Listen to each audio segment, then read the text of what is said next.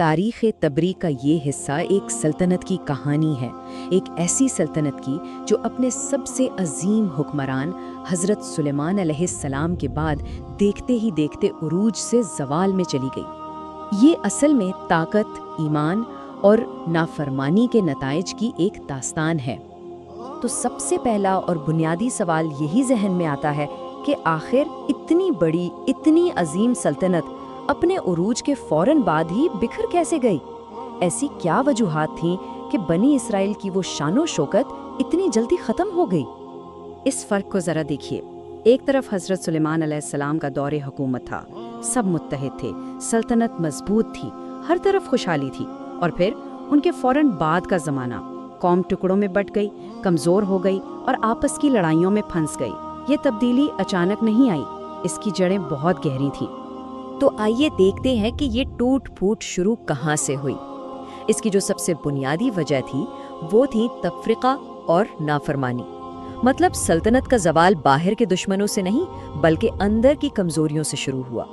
تاریخ تبری کے مطابق دو بڑی اندرونی دراڑیں پڑنا شروع ہوئیں۔ پہلی چیز تھی تفرقہ، یعنی آپس میں پھوٹ پڑ گئی، لوگ گروہوں میں بٹ گئے۔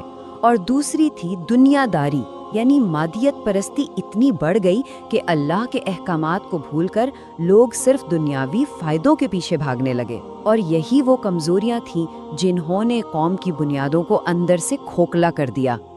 اچھا، جب حالات اتنے بگڑ گئے تو اللہ تعالیٰ نے اپنی رحمت سے رہنمائی کا سلسلہ روکا نہیں۔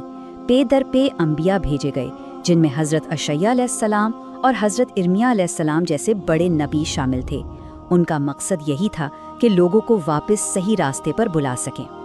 لیکن فیصلہ کن موڑ تب آیا جب ان انبیاء کے پیغام کو، ان کی نصیحتوں کو بڑے پیمانے پر نظر انداز کر دیا گیا۔ لوگوں کی اکثریت نے وہ رہنمائی قبول کرنے سے ہی انکار کر دیا اور اپنی منمانی پر اڑے رہے۔ بس یہی وہ لمحہ تھا جہاں سے حالات نے بدترین رخ اختیار کیا۔ تو اب بات کرتے ہیں اس نافرمانی کے لازمی نتیجے کی۔